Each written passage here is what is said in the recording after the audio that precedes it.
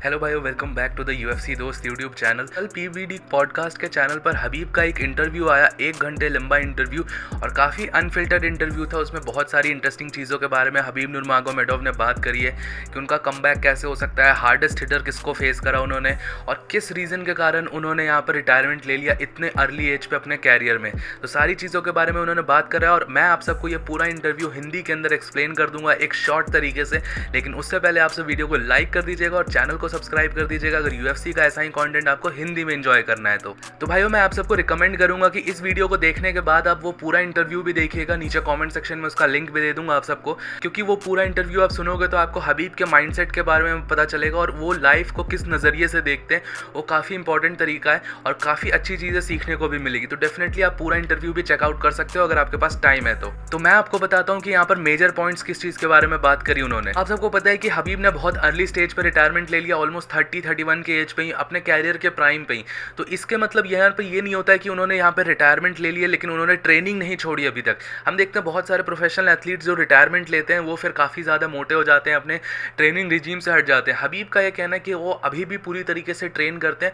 In fact उनको इस चीज़ पे भी भरोसा है कि अभी भी अगर वो फाइट करेंगे तो वर्ल्ड के टॉप फाइटर्स को हरा सकते हैं। अनिल भाई, यूएफसी के अंदर जिस डिवीजन में हबीब फाइट करते थे, लाइट वेट डिवीजन में, मुझे अभी भी लगता है कि टॉप 5 कंटेंडर्स को हबीब अगर कम बैक करेंगे even at the age of 35, वो काफ़ी सारे फाइटर्स को अभी भी हरा सकते हैं। नेक्स्ट भाई, उनसे पूछा गया कि उन्होंने क्यों रिटायरमेंट ले लिया, तो उन्होंने रिटायरमेंट का मेजर रीज़न यही बताया कि उनको अपने फादर के बिना ये सारी चीज़ें नहीं करनी थी। उनके फादर, जैसे हमको पता है, Abdulmanap Nurmagomedov one of the best coaches थे एमएमए के और हबीब को पर्सनली ट्रेन करते थे। तो उनके डेथ के बाद हबीब को ये ट्रेनिंग और वापस से यूएफसी के ऑक्टागन में नहीं जाना था और उन्होंने अपने मदर को भी प्रॉमिस कर दिया था कि वो अब वापस से केज के अंदर फाइट नहीं करने वाले। साथ ही साथ यहाँ पर उन्होंने ये भी बताया कि उनकी खुद की एक फैमिली है, वो खुद का एक जिम चलाते हैं और काफ़ी सारे अलग बिजनेसेस में उन्होंने वेंचर आउट कर लिया, जिसके कारण अब उनको फाइटिंग करने की कोई ज़्यादा ज़रूरत है नहीं। देखिए भाई, हम एज अ फैन तो डेफिनेटली चाहते हैं कि हाँ, हबीब वापस आए और इनफैक्ट वहाँ पर जो ऑडियंस में लोग भी थे वो भी चाह रहे थे कि हबीब कुछ ऐसा आंसर दिया।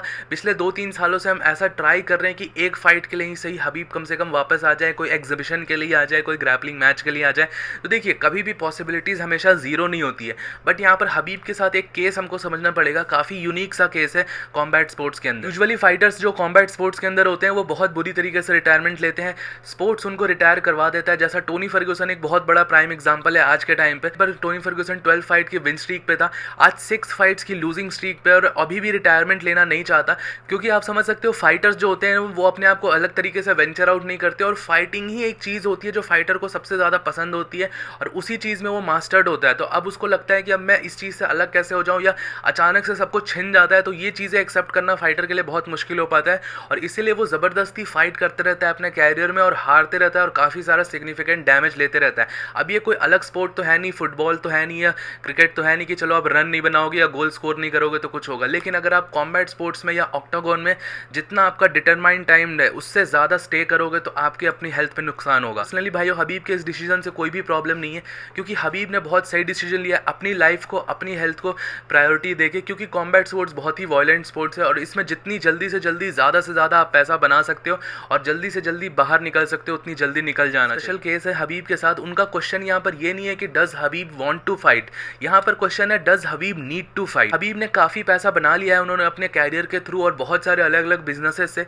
और उन्होंने इस इंटरव्यू के अंदर भी बोला है कि you do not need $1 million $1 billion की वर्थ होना ज़रूरी नहीं है आपको एक अच्छी लाइफ जीने के लिए। आप एक significant average amount of money के साथ भी खुश रह सकते हो और पर्सनली भाइयों, जितना है उतने में खुश रहना चाहिए। आप $1 मिलियन में भी खुश हो सकते हो और $100 मिलियन में भी खुश हो सकते हो। और भाइयों, मैं भी पर्सनली इस चीज़ में मानता हूँ कि अगर आपने एक significant amount of money earn कर लिया है तो उसके बाद एक्सेसिवली ज़्यादा मनी अर्न करने के लिए अपना पूरा टाइम डिवोट नहीं करना चाहिए। जो आपने खुद अर्न किया उसको एंजॉय भी करना चाहिए, लाइफ को इन जनरल भी एंजॉय करना चाहिए, आपके पास पैसे हो या ना हो। सपोज एक फॉर एग्जांपल, अगर आपके पास $1 मिलियन है या आपके पास $100 मिलियन है, आप एक दोनों से ही अच्छी लाइफ जी सकते हो। ज़रूरी नहीं आपके पास $100 मिलियन $1 बिलियन ऐसा होना चाहिए। आप सिग्निफिकेंट अमाउंट ऑफ मनी जो कि आपकी बेसिक नीड्स को पूरा कर सकता है उसके साथ भी आप खुश रह सकते हो। बाकी भाइयों, यही सारी चीज़ हबीब ने यहाँ पर एक्सप्लेन करी और अपना रीज़न बताया कि उनको क्यों नहीं फाइट करने आना है। डेना वाइट उनको $100 मिलियन का भी ऑफर देंगे तो वो फाइट करने के लिए वापस नहीं आएंगे, क्योंकि उनके पास ऑलरेडी जितने पैसे हैं उनके लिए वो एनफ है और वो दूसरी चीज़ों में वेंचर आउट कर चुके हैं जो कि उनको ज़्यादा पसंद आती है, एमएमए से। अब यही सारी चीज़ें हबीब ने इस इंटरव्यू के अंदर बताई, मैंने आपको समराइज और बहुत शॉर्ट तरीके से एक्सप्लेन कर दिया। ये पूरे इंटरव्यू का लिंक आपको मैं पिन कमेंट्स में दे दूंगा, आप वहाँ पे से जाके चेकआउट कर सकते हो। टिल देन अगर आपको ये वीडियो पसंद आया हो तो इसको लाइक और चैनल को सब्सक्राइब कर दीजिएगा। मिलता हूँ आप सबको नेक्स्ट वीडियो में अगले अपडेट के साथ। Bye bye.